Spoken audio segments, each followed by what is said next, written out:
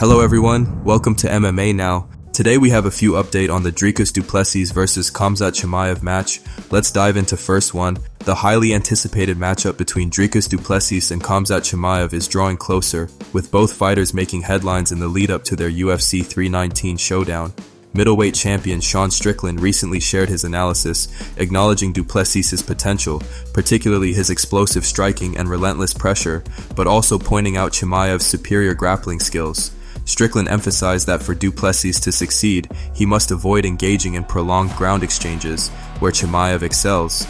Meanwhile, du Plessis, who remains confident in his abilities, has been preparing for the challenge by embracing his unorthodox fighting style, which combines high-volume striking and unpredictable movements. With Chimaev's dominant wrestling and du Plessis' powerful stand-up game, fans are eagerly awaiting the clash of these two fighters, as it promises to be an electrifying and strategic battle inside the octagon. Go on then, you got to give me your thoughts on Dricus, Khamzat, if you don't mind. No, I don't mind.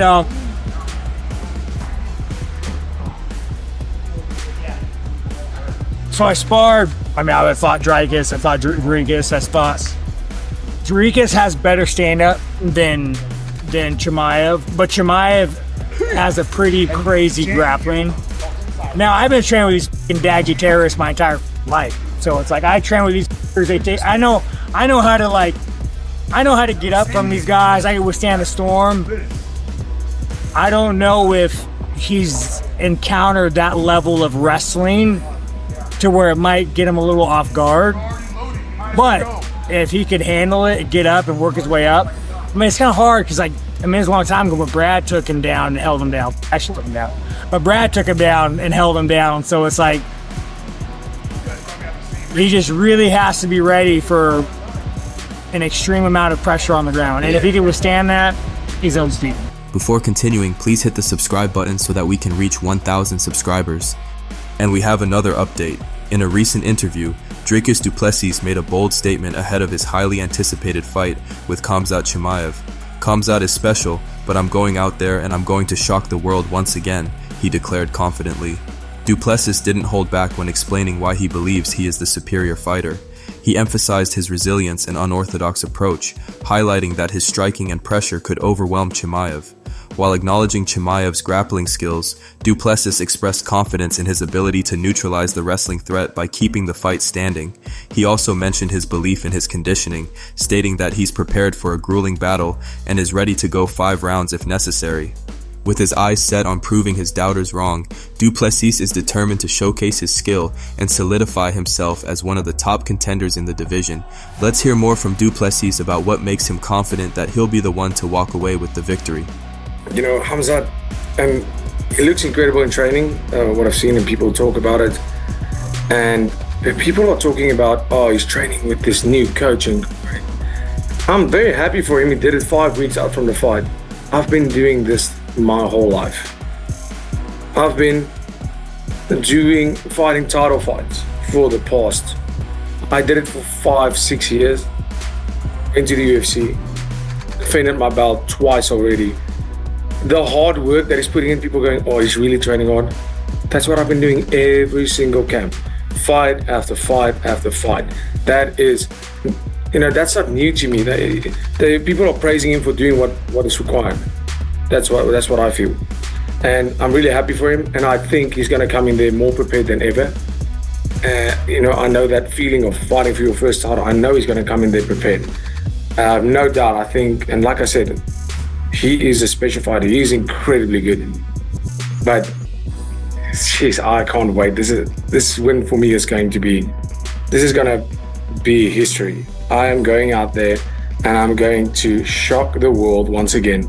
Like every other time, and everybody said, it's impossible, not this guy. And I'm going to go out there and you're going to see the boogeyman. You're going to see him break. You're going to see him break in there. And then realize there's only one boogeyman, and that's me. In the middleweight division, there can be only one boogeyman, and that will be. Ahead of UFC 319 on August 16, 2025, Khamzat Chimaev and Pico are intensifying their training camps in preparation for their respective bouts. Chimaev, the undefeated middleweight contender, is set to face champion Dricus du Plessis in the main event, After nearly 3 years of visa issues preventing U.S. competition, Chimaev credits the changing political landscape, specifically President Donald Trump's administration, for his return to the U.S. Now training in California, Chimaev has been focusing on his grappling skills, working with elite wrestlers like two-time Olympic gold medalist Abdulrashid Sadulaev. Recent training footage showcases his aggressive wrestling techniques, including takedowns and pin maneuvers, sparking widespread discussion among fans. Meanwhile, Pico, a former Bellator featherweight champion, is making his UFC debut at UFC 319 against undefeated contender Lerone Murphy in the co-main event. Pico has been training alongside Chimaev in California, with both fighters preparing for their respective bouts. Known for his aggressive fighting style and impressive wrestling background, Pico is eager to make a statement in his UFC debut, with both fighters intensifying their training camps in an electrifying event. There you go. That's it. Come on. Come on. Come on, Josh. Come on. Mac, what's the next one? The next one. Start with, right? Go! That's it, Aaron. Don't let me see. Go! There you go. Come on, go! That's it! That's it, Aaron. Focus! Don't stop, Aaron. Get that heel! Get that heel! You got it! Keep going! Yeah, that's good. Because of the grappling. Yeah, it's good position. Good. Walk up that heel, Pico. Let's go. RBY, Khamzat's catching you. Let's go. Brutal. Come on, Steve. Come on, buddy. Let's go. Come on. That's it. There you go. Keep going. Up the hill. Let's go. Khamzat Chimaev does his best DDP impression. Let us know who is doing best.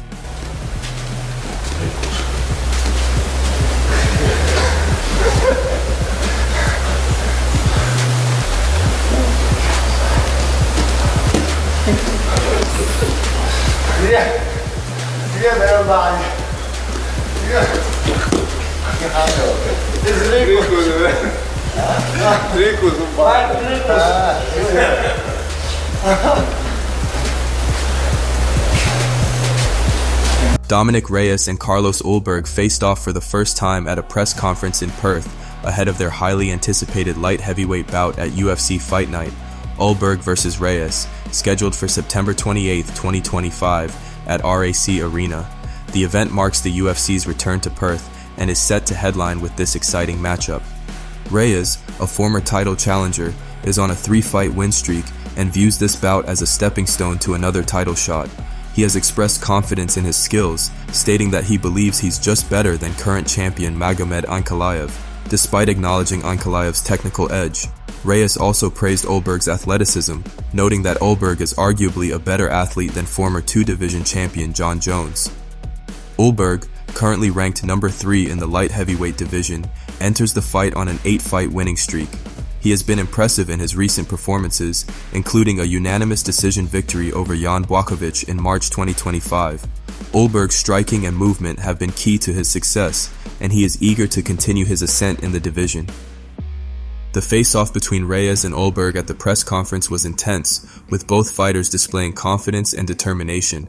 As the event approaches, fans are eagerly anticipating this clash of styles between the experienced Reyes and the rising star Ulberg. For a closer look at their first face-off, you can watch the video.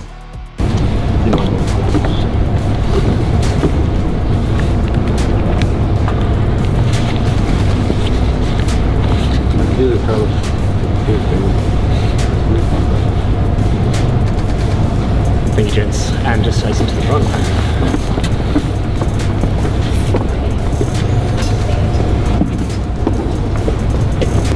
First headliner, then got a taste of it. It was nice at first, kind of just felt a little cold, but kind of warmed into it. Nice to see Dominick Reyes, up front and ready to roar. Let's go, Perth, baby. Face off. It's always a very intense experience for me. Yeah, we got to exchange a couple words up there, and yeah, man, I'm ready to go. This is hyping me up even more. Perth, are you ready? Chael Sonnen has recently confirmed that the UFC is planning for Ilia Topuria to defend his lightweight title against Arman Tsarukyan. Sonnen, a former UFC fighter and current analyst, stated that this matchup is 100% the plan for the promotion's next lightweight title fight. Topuria, who secured the vacant lightweight title with a first-round knockout of Charles Oliveira at UFC 317, has expressed reluctance to face Tsarukyan, citing his previous withdrawal from a scheduled fight due to injury as a concern. However, Tsarukyan, currently ranked number 2 in the lightweight division, remains confident and has publicly challenged Topuria, even suggesting that if the champion is unwilling to fight him, he should vacate the title. This potential bout is generating significant interest among fans and analysts, with many eager to see how Topuria's striking prowess matches up against Tsarukyan's grappling skills. The UFC has yet to officially announce the fight, but the growing momentum suggests it could be a key event in the upcoming schedule. Outside of illness or injury, even if I'm breaking news to you, then I'm not sharing my opinion. I'm sharing a fact with you. It's Arman versus Ilia. That is 100% the plan. What makes you so confident, 100% sure it's going to be Arman Tsarukyan getting the shot? I've said, pretty sure I said I'd eat that hat behind me if his next fight was for a title, just because it seems so grim, Chael. Sure. What has changed? Well, there's a couple things. I mean, first off, I'm obviously coming to you with information, whether I should have or I shouldn't. Secondly, I was the best man in his wedding. His name's Daryl Christian, and he's the wrestling coach of Arman Tsarukyan. Third, I just spoke to Coach Cal. I wanted to come out and I wanted to film Chimaev training, and it turns out that Tsarukyan's in the room. And then a bigger tell also was what Ilia did a week ago, which is said, I don't want to fight. And the greats always, they don't even know they have. Raquel Pennington, out of UFC Noche fight versus Norma Dumont. She writes, "This one's hard to say. I've been with the UFC for 12 years, 26 fights, and I've never had to pull out of a fight. I've been dealing with a neck injury for a while now. My last fight camp, I had a procedure in September just to get through it and step in that octagon the beginning of October. This camp, it's just been one thing after another. I'm a competitor through and through, but I also have to take care of my health if I want to keep doing this the right way. So yeah, I'm gutted to say I have to withdraw from this fight. Apologies to the fans, UFC and my opponent, Norma Dumont MA, I'll be back, and I still would love to share that octagon with Norma when the time's right. I'm hoping she gets a replacement opponent and her opportunity to compete isn't stripped. Thank you to everyone who rides with me through the highs and the lows. It means more than you know. Love. Setbacks don't break me, they build me." Sean Strickland blasts weak man Khamzat Chimaev for destroying 1-1 pro fighters while sparring. Chimaev is just a I mean, I was here when he retired from COVID, bro. I was training with him. Like, he's just a it's like, if you knew, I always say there's guys, if you knew on a personal level you wouldn't like, Chimaev is one of those people if you knew you wouldn't like. Josh Thompson on Din Thomas saying Khamzat as champ will be disastrous. I do have my concerns. Dean Thomas, he was on The Bonfire, which is a Mike Bond podcast, and he said that it would be a disaster for the UFC if Khamzat Chimaev wins the belt at UFC 319. He said that due to Khamzat's inactivity, visa issues. Absolutely not. Will it be damaging for the sport or damaging for the UFC of Khamzat? No.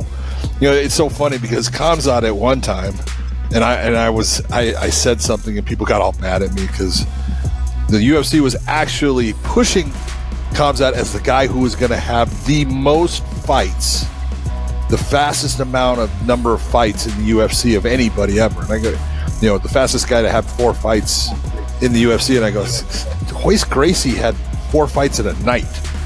Don't give me that, okay? New era. Talent's way harder. It is. I'm not going to say it's not, but still, you can't sit there and discount what other people have done when it's been done. But Khamzat was a guy that was going to have more fights than anyone. He has run into problems with visas, and that is a problem for the UFC. But they can always get around those problems because the UFC is the one that decides where they put their fights. Yeah. And so, will it be a problem if Khamzat beats DDP? No. They'll work with it. They'll work at getting him visas in the States so they can do fights here with him. And if they can't, they got plenty of places that they can go and take their champion to do fights for the middleweight title. Yeah, I'm not on the bandwagon of saying it'll be disaster, but I will say that I agree with Dean a little bit. He's been known to be sick because of the COVID situation. He's been known with illnesses. Those are the things I think most people are, I think that Dean's mainly talking about. Now, he's had visa problems. That's been fixed. I would assume that's because Dana and Trump. I would assume that that's why. Because now all of a sudden he's allowed to. Now, that may go away in 4 years. So 3.5. You never know. But yeah, 3.5. But I do get concerned that if he is ill, if he is sick, if he's having health problems, health issues, that does scare me a little bit. Because look, we've already gone through the heavyweight division being held up. The 205-pound division's kind of lagging. One of the divisions, finally the middleweight division, has got some activity, and they've got great activity. Some momentum. Yes, it's fun to watch, man. I mean, I'd love to see Alex come back down and fight at 85. It won't happen. He's 240 right now. But you know what I mean? Like, I understand what he's talking about. I'm not quite convinced though that it'll happen. Fingers crossed. Okay. I mean, I know that I'm trying to cross them. They're still, but I mean, for me, I'm trying to look at the positive side and being like, hey, once he becomes champion, obviously they'll probably fight him more over in, in the Middle East or somewhere in Europe, Sweden, whatever it is. They'll fight him somewhere in the Europe area. So visa problems won't be as much of an issue. That's one thing. Two is I'm sure that they will try to keep him as active as they possibly can without making him sick, without to the point where he can take care of his body, take care of himself. I think that'll be better for him, not having to worry about traveling overseas, any of those things. So fingers crossed that he stays healthy, and whoever wins this fight, it wins this fight. But I don't think the UFC's thinking like if he wins, it's tragic. No, it's not.